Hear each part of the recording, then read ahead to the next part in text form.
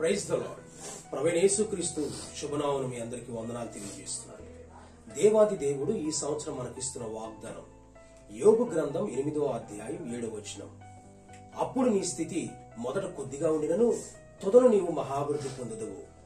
యోబు స్నేహితుడైన బిల్దదు ద్వారా పరిశుద్ధాత్మ దేవుడు ఈ మాటలు తెలియజేస్తున్నారు. ఈ వాగ్దానం మన జీవితంలో నెరవేర్చబడాలంటే పరిశుద్ధాత్మ దేవుడు అదే 8వ అధ్యాయంలో 5-6 వచనాలలో 4 విషయాలు తెలియజేస్తున్నారు. మనమందరం కూడా ఆ 4 కార్యాలు చేయవలసిన వారమై ఉన్నాం. 1, నీవు జాగ్రత్తగా దేవుని వెతికిన ఎడల. ప్రియులరా, మనము ప్రార్థనలో దేవుని జాగ్రత్తగా వెతకాలి.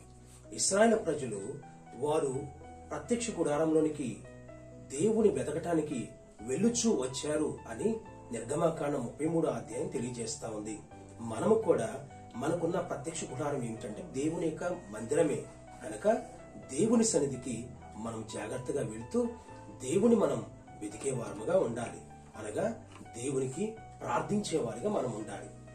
2, సర్వశక్తుడైన దేవుణ్ణి నీవు బతిమాలుకోవాలి అని ప్రభువు చెప్తున్నారు. అవును ప్రియులారా, మనమందరం కూడా దేవుని బ్రతిమాలే అనుభవం కలిగి ఉండాలి. బ్రతిమలాటం అంటే దేవునికి మొరపెడతాం, కన్నీరు కార్చటం, గోజాడటం. చిన్నపిల్లలు వారికి ఏదైనా వస్తువులు కావాలనుకోండి, మనల్ని ఏం చేస్తారు? బ్రతిమలాడుతూ ఉంటారు, మనల్ని గోజాడుతూ ఉంటారు, మనల్ని ప్రాధేయపడుతూ ఉంటారు. దేవుని పిల్లలమైన మనం కూడా దేవుణ్ణి ఆ రీతిగా మొరపెట్టాలి, ప్రాధేయపడాలి, బ్రతిమలాడే అనుభవంలోనికి మనం రావాలి. నిశ్చయముగా దేవుడు మన పక్షాన మనం ఏది అడుగుతున్నామో ఆ కార్యం దేవుడు నెరవేరుస్తారు. 3, నీవు పవిత్రుడవైన ఎడల అని ప్రభు మాట్లాడుతున్నారు. ప్రియులారా, దేవుడు వెండి బంగారాలు మన ఎదురుని కోరుకోవట్లేదు, కానీ మనమిచ్చే ధనము కానుకలు ప్రభు ఆశించట్లేదు. కానీ ప్రభు కోరుకుంటుంది ఏమిటంటే మనం పరిశుద్ధంగా జీవించాలని. ప్రభు పరిశుద్ధుడు గనక మనము పరిశుద్ధులుగా ఉండాలని ప్రభు కోరుకుంటున్నారు. నీవు పరిశుద్ధుడిగా ఉంటేనే ప్రభువును చూడగలవు. హృదయ శుద్ధి గల వారు ధన్యులు, వారు దేవుని చూచెదరు అని ప్రభు మాట్లాడుతున్నారు. కనుక మనమందరం కూడా హృదయము శుద్ధముగా ఉంచుకోవాలి, పవిత్రమైన జీవితం జీవించాలి.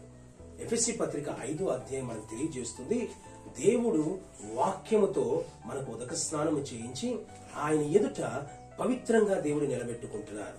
కనుక ప్రియులరా, మనం వాక్యము ద్వారా పవిత్రపరచబడతాం. 4, నువ్వు యథార్థవంతుడైన ఎడల అని ప్రభు మాట్లాడుతున్నారు. దేవుని పిల్లలమైన మనం అందరం కూడా యథార్థమైన జీవితం జీవించాలి.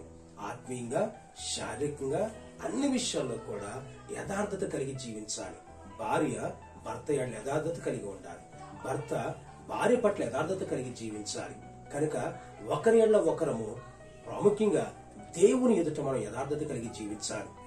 దేవుడు ఆశతో అంటున్నారు, యథార్థ హృదయుల కొరకు ఆయన లోకమందంతటా కూడా ఆయన కనుదృష్టి సంచారము చేస్తుంది. ప్రియులరా, దేవుడు యథార్థవంతుల కోసం చూస్తున్నారు. దేవుడు చూస్తున్నప్పుడు నువ్వు యథార్థవంతుడిగా కనిపిస్తే, నువ్వు యథార్థవంతులుగా కనిపిస్తే నిశ్చయముగా దేవుడు నిన్ను మహాభివృద్ధిని అనుగ్రహిస్తాడు, దేవుడు నిన్ను అభివృద్ధి పరుస్తాడు. కాబట్టి ఈ 4 లక్షణాలు మనము కలిగి ఉన్నట్లయితే, ఈ 4 విషయాల్లో మనం నెరవేర్చగలిగితే దేవుడిచ్చే వాగ్దానం, అప్పుడు నీ స్థితి మొదట కొద్దిగా ఉండినను తుదను నీవు మహాభివృద్ధి పొందుతావు అనే వాగ్దానం దేవుడు మన జీవితంలో నెరవేరుస్తారు.